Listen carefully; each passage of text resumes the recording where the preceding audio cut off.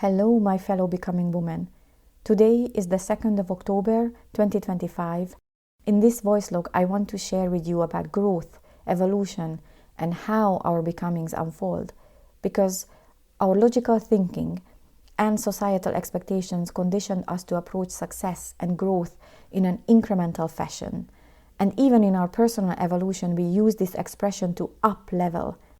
So I am inviting you not to know, but to feel this simple truth that growth is not linear. It does not unfold in neat, predictable patterns.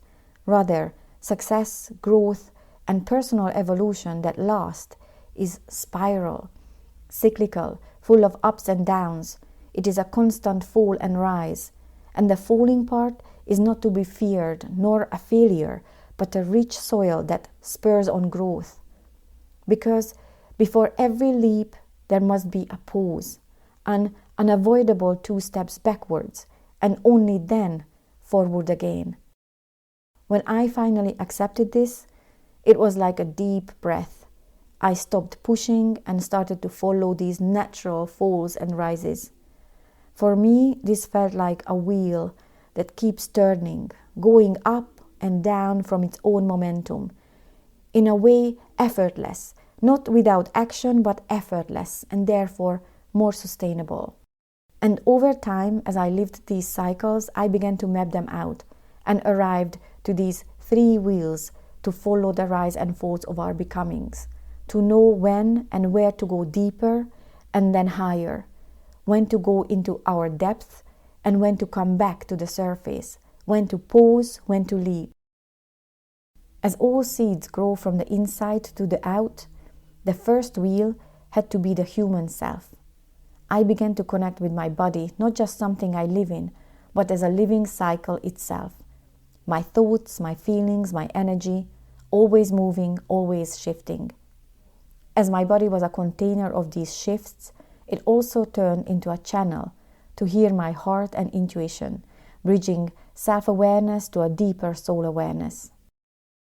The second wheel that revealed itself to me was the wheel of life.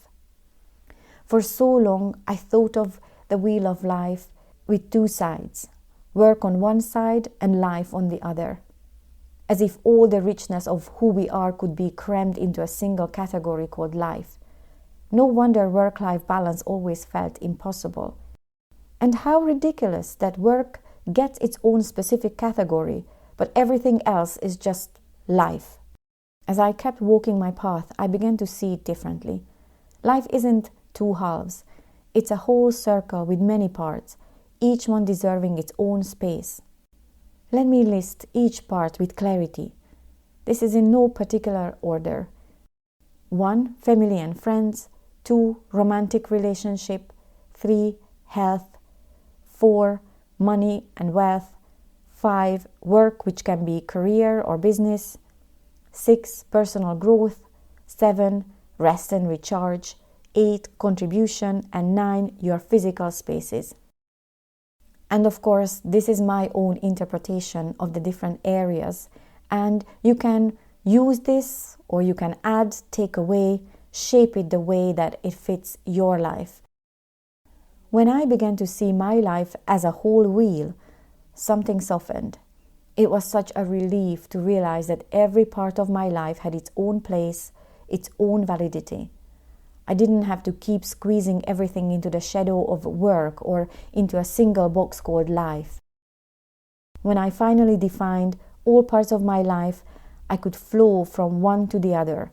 I could make conscious choices where to put my focus and energy instead of feeling overloaded and overstretched in a broadly defined life. But at the same time, whilst all is compartmentalized, all of these parts are happening at once.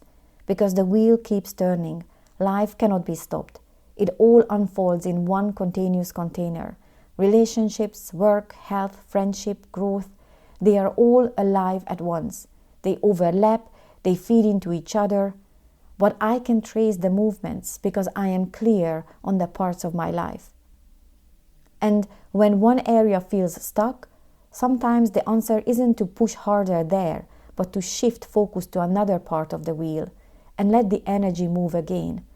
Every time I've done this, new energy has started to move. A fresh perspective comes in. There is an energy that flows between the different parts of my life. I trust that movement. And I have found it keeps all the areas more alive, more effortless, and more connected than I ever imagined before. And finally, the third wheel. I call it the wheel of divine order.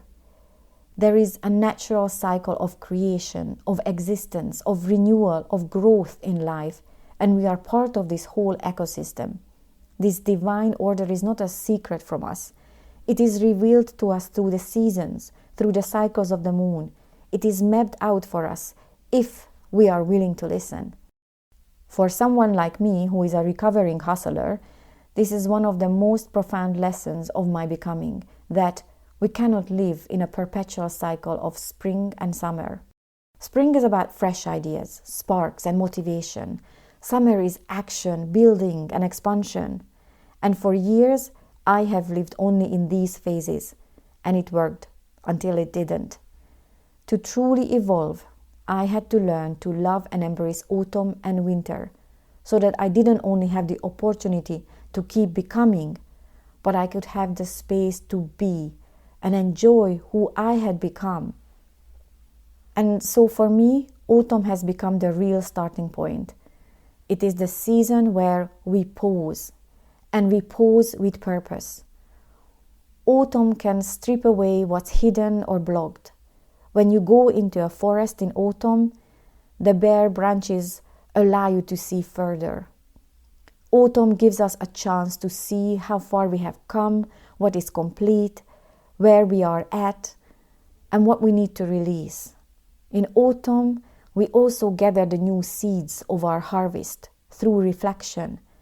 I always love that part, the reflection, finding insights and meaning, and new goals and dreams. What was hard for me is what came after autumn. After autumn comes winter. After the pause comes stillness.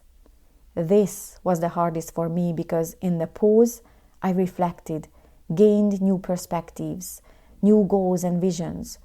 So I was ready to jump ahead into spring and action. But winter asked me to sit in the dark longer than it felt comfortable, to hold those seeds in the warmth and dark, to give them time to germinate, to take root before I rush forward. Winter is like sitting in a dark room. At first, you see nothing. But with time, silhouettes emerge. And if you stay long enough, your senses adjust. And with your mind's eye, you begin to see the outlines of your next becoming. Winter asks us not to hurry the vision, to let it settle until conviction takes root. When spring arrives, it's not about frantic activity. It's about taking the first rooted steps, to test, to experiment, to explore, to see what direction my life naturally wants to grow. Spring is about soaking up the new light like a lizard so that we will have energy that lasts. And that was also hard for me, this patience where I allowed my intuition to guide one step at a time. The growing light of spring gradually revealing the steps till that turning point of that heat and brightness of summer. Summer is the season of expansion. Growth takes on a life of its own. The shoots have become strong, the fruits are ripening. Summer is where we get to enjoy the work, embrace the fullness, and actually taste the sweetness of our becoming. And let me tell you, for a long time, I only saw this aspect of summer, this time of go, go, go. But summer is not just about the doing. It's about savoring, about leaning into the joy of what has come alive through us. It's recognizing that what we nurtured and nourished grew strong and it can sustain itself. We do not have to do everything ourselves. We also have space to be alive, to be that version of ourselves who we have become.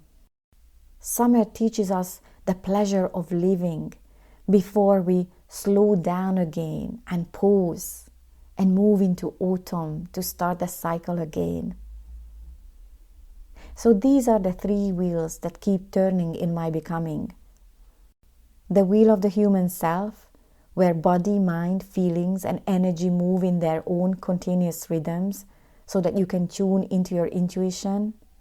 The wheel of life, reminding that every part of my life deserves space, that nothing has to be crammed into one corner. And the wheel of divine order, the seasons of creation, teaching me to honor spring, summer, autumn, and winter as sacred phases of growth. And of course, I am not perfect in my becoming, because together these wheels remind me that evolution isn't linear, it's spiral, it's alive, it is up and down.